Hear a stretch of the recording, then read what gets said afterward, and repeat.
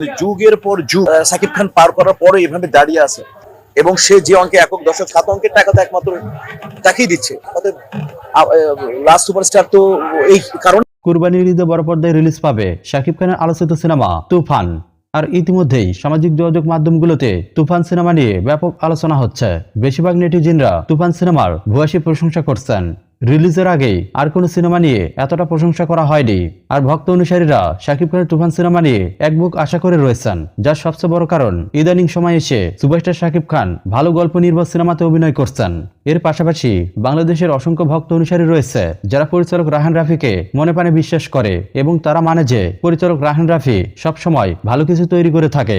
এর পাশাপাশি শাকিব খানের তুফান সিনেমা সবচেয়ে বড় বাজেটের সিনেমা, আর এত বড় বাজেটের সিনেমা হয় সবাই শাকিব খানকে নিয়ে একটু বেশি আশা করে বসে আছে।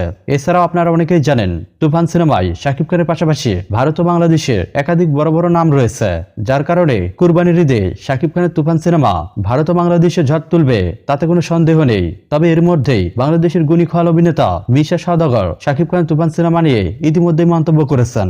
তিনি সম্প্রতি জানিয়েছেন, ইদানিং ফেসবুক ইউটিউবে তুফান সিনেমার আলোচনা দেখছি। একজন তুফান সিনেমার শুটিং থেকে শাকিব খানের একটি পিকচার আমাকে পাঠিয়েছিল, যেটি দেখার পর আমি একদম মুগ্ধ হয়েছি। এতটা আকর্ষণীয় লুকে এর আগে কখনোই শাকিব খান ধরা দেয়নি।